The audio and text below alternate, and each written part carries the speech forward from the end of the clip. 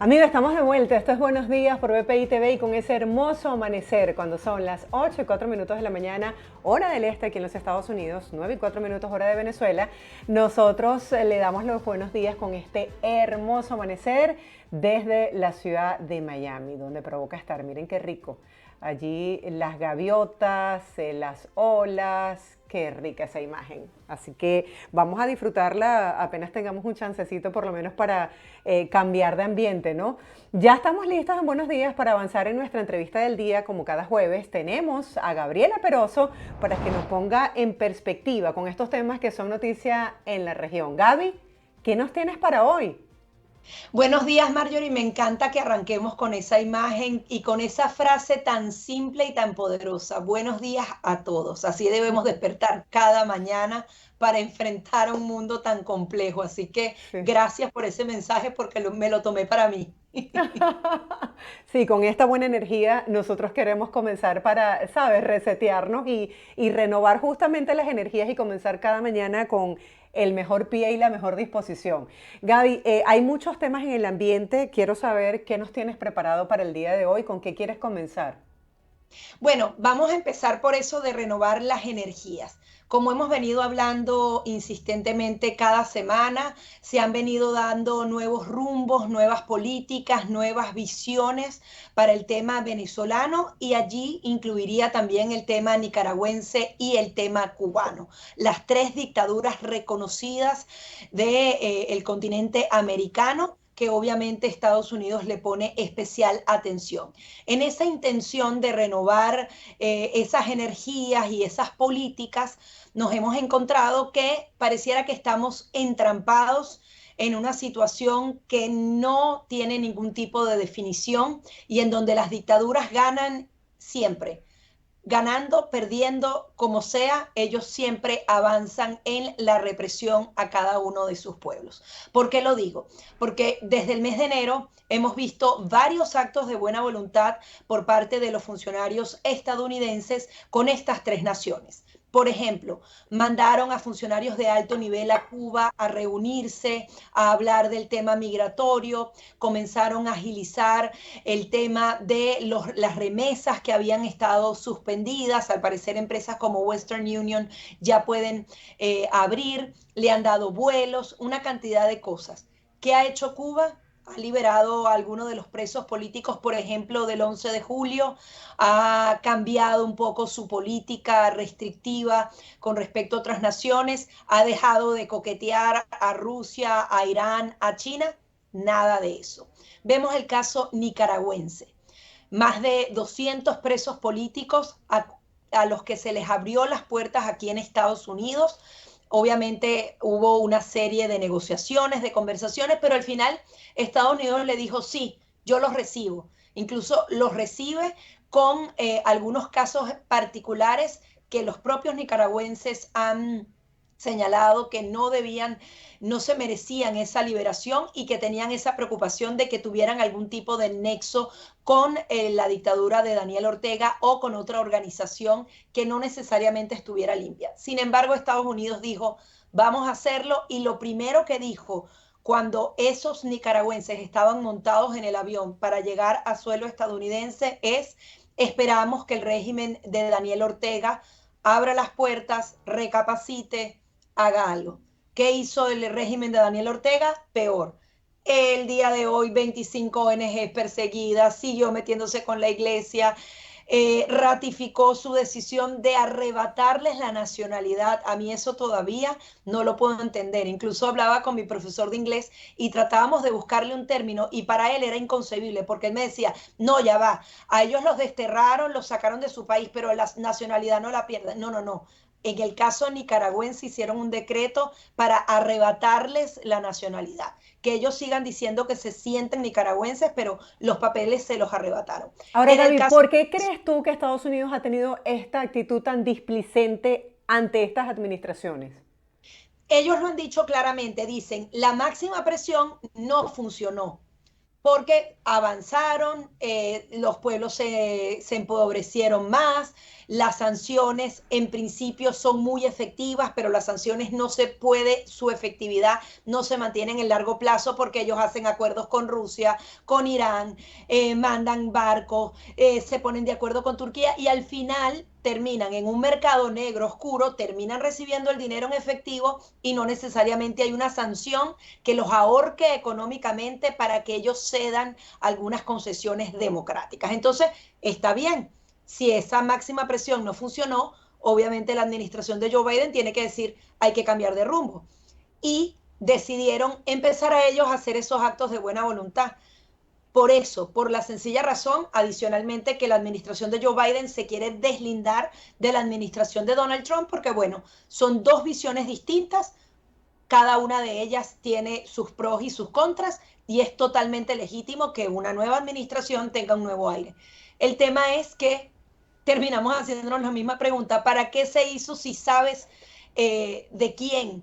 ¿A quién te estás refiriendo? Pareciera que los funcionarios estadounidenses hicieron esos actos de buena voluntad y ahora los agarran sorprendidos de por qué no pasó nada en Nicaragua, por qué en Cuba los he dejado venir y he ido para allá y no ha pasado nada. Y en el caso de Venezuela ya lo hemos descrito totalmente y me centraba en Cuba y Nicaragua para que entendamos los venezolanos que somos parte de un todo, porque en Venezuela igual se están dando las concesiones, ahora tienen exportación de gas, exportación de petróleo, se les ha permitido una cantidad de aperturas, algunas excepciones a esas licencias, y ¿qué ha pasado? Absolutamente nada. ¿Ellos se han vuelto a sentar desde octubre? No.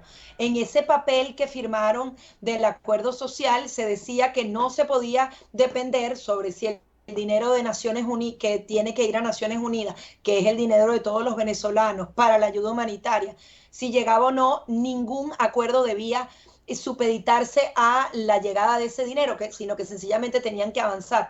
No han avanzado. Nos imaginamos que siguen estableciendo algunas reuniones privadas, pero de aquí a octubre, ¿cuánto nos queda, Marjorie? Nada. ¿Y qué creo que dice la comunidad internacional? Yo necesito que se sienten antes de las primarias, por ejemplo, porque es preocupante y tú tenías justamente esta semana a Luis Vicente León y en esta semana él también decía que esas primarias no necesariamente van a elegir al candidato unitario. ¿Por qué? Porque pueden elegir a uno que está inhabilitado, pueden elegir a uno y aparecer tres más en el camino que dividan el voto de la oposición y Nicolás Maduro gana. Es decir, es una realidad y adicionalmente las inhabilitaciones tienes que negociarlas para que hayan esas garantías, para que no pase lo de Nicaragua, que sencillamente el candidato de la dictadura va sin mayores oposiciones a lo que es una elección libre y justa. Entonces la comunidad internacional pareciera que se queda sin herramientas, sigue dándole caramelos al régimen de Nicolás Maduro y él no cede en nada, porque es que yo creo que en el fondo de su corazón ellos ya no necesitan la negociación para ir a las elecciones, porque adicionalmente la oposición venezolana les dice elecciones y pierden el rumbo. Es como, wow, sí, yo lo que quiero es elecciones. Es como el venezolano el viernes en la tarde que dice, wow, sí, llegó la hora de mi cervecita y yo entiendo la desesperación, pero una cosa pequeña que obviamente necesitas, que obviamente construye tu felicidad, hace que pierdas el rumbo. O sea, sí hay que montarse en las primarias, pero todavía hay que seguir reinstitucionalizando el país, seguir presionando para que el diálogo se dé, para que hayan esas garantías, porque si no, ¿qué elecciones de cartón vamos a tener, Marjorie? Adicionalmente, el aumento de sueldo no llega, veíamos también a Luis Vicente León diciendo que bueno, no, que el gobierno seguramente va a negociar, que no ha subido todavía el sueldo de los empleados públicos porque tiene miedo de que la inflación se sube el aumento. Obviamente la inflación se va a comer ese aumento, eso no tengas lugar a dudas. El tema es que como no hay libre mercado, como no hay una empresa privada fuerte que pueda ofrecer esos sueldos independientemente de las prebendas del gobierno, obviamente la economía depende de otros elementos y siempre la inflación se va a comer la capacidad adquisitiva, el dinero que tienen los venezolanos en el bolsillo. Habla entonces de que si en esas exportaciones se dan 8.000 millones de dólares en negociaciones que en teoría nos han dicho que ese dinero no va directamente a los bolsillos de Nicolás Maduro, sino que en teoría es para pagar deuda. Pero él habla de que esas exportaciones de petróleo le podrían traer 8.000 millones de dólares a Nicolás Maduro para que él pueda, por ejemplo, negociar los sueldos en moneda extranjera para pagar. Imagínate él pagando en moneda extranjera justo antes de las elecciones. ¿Quién puede contra eso? Ellos con dinero en efectivo porque les suavizaron las sanciones, no tuvieron que dar mayores concesiones. ¿Quién puede con eso? Esa es la mayor campaña electoral que tú puedas tener. Entonces, pareciera que estamos en un limbo atrapados una y otra vez en todo esto.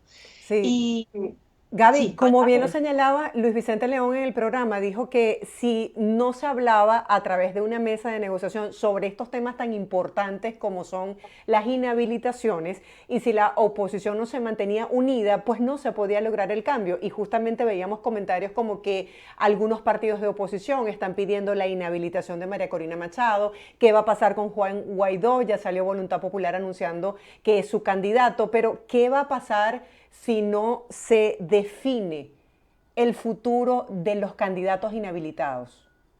es que es justamente lo que él decía, hay una gran diferencia entre una democracia cuando está de manera regular, y así habría el programa contigo, de dirimir esas diferencias, y otra muy distinta cuando tú tienes que ir unitariamente con la palabra unidad con cada una de las letras que la componen para enfrentar a un régimen dictatorial. Estamos jugando un juego democrático dentro de una dictadura. Y hasta que los partidos de oposición no entiendan eso, ahorita está cada uno velando por el color de su partido político.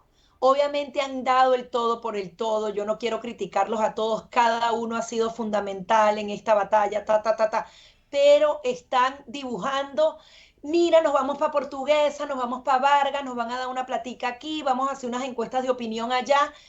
¿En qué estás pensando cuando realmente esas primarias no son garantías de que haya un candidato unitario, particular, único para enfrentar a Nicolás Maduro, que adicionalmente tiene en sus manos el registro electoral, que no va a permitir el voto en el extranjero, que puede hacer todas las trampas del mundo? Nicolás Maduro entendió que no puede tratar de dibujar que tiene un sistema electoral sano como cuando ganamos la reforma constitucional o ese tipo de cosas. Después de que esas elecciones parlamentarias, que terminaron convirtiéndose en un gobierno interino, que un gobierno interino lo reconoció más de 60 países del mundo, cuando volvieron a jugar esa vez, por última vez, medianamente limpio, ¿tú crees que ellos van a jugar limpio ahora?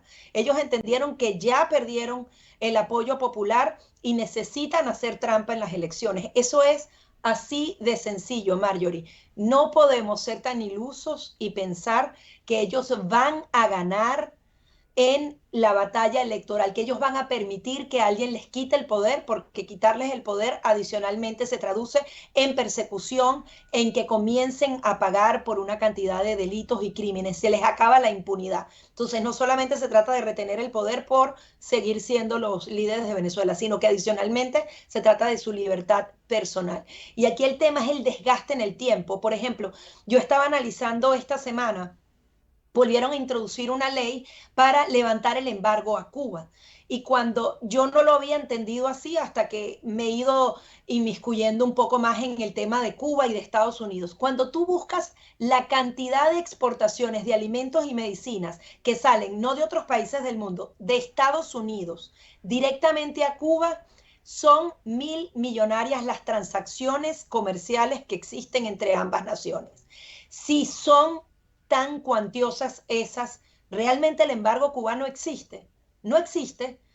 Son unas sanciones que han permanecido allí, que es exactamente lo mismo que pasa en Venezuela. Tienes el grueso, tienes las sanciones, tienes la emergencia nacional, pero les vas dando algunas excepciones chiquiticas, chiquiticas, y por esos chiquiticos se van metiendo y mandan millones de dólares en pollo, en carne, y realmente las sanciones no cumplen su función fundamental. Obviamente hay que atender al pueblo cubano, se está muriendo de hambre, pero ves esas cifras y dices, ¿realmente ese pollo le está llegando a la gente en Cuba? Que hemos visto algunos videos que meten los pollos enteros, casi podridos, Marjorie, en una moledora y les venden un picadillo de pollo con todo, de picos, de espuelas, de todo. Entonces, realmente esos son los pollos que está exportando Estados Unidos allá. Entonces, cuando tú ves eso, es una gran mentira. Y adicionalmente, ves cómo ellos van creando la ilusión. Van, Venezuela, levántame las sanciones y yo me porto bien, levántame las sanciones, yo me porto bien. Ahorita Cuba anda, sácame de la lista de terrorismo y yo te suelto a los presos políticos, sácame de esa lista. ¿Tú sabes para qué quieren salir de esa lista de países de patrocinadores del terrorismo, Cuba específicamente, porque ya tienen palabreado con países europeos? El jefe de la diplomacia de la Comunidad Europea, Josep Borrell, está abierto a la posibilidad de dar créditos blandos a Cuba para que, bueno, para que se acabe la presión. Esos cubanos jamás pagan esos créditos y lo que hacen es apoderarse de ese dinero, de esos créditos. Ellos simplemente lo ven como un tema de negocio y el tiempo al final los hace otra vez legítimos. Y en el caso particular de Nicolás Maduro, si no es el tiempo, se lo va a hacer legítimo por lo menos 6 años más, unas elecciones en 2024 sin ningún tipo de garantías. Entonces, hay que prepararse para las primarias, pero también hay que prepararse para otros escenarios, igual que Estados Unidos. Tenías que prepararte para dar actos de buena voluntad, pero también tener otra respuesta si esta gente seguía comportándose tal y como se ha comportado Cuba hace más de 60 años. Gaby, veíamos ayer que en el Día Internacional de la Mujer, las mujeres en Venezuela también han salido a las calles a protestar para solicitar reivindicaciones. La presión de la comunidad internacional, de esos venezolanos fuera para lograr este proceso de negociación, ya para terminar porque sabemos que te tienes que ir. Sí, bueno, lamentablemente, Marjorie, o sea, nos agarra cansados. Yo creo que la comunidad internacional, por ejemplo, podríamos estar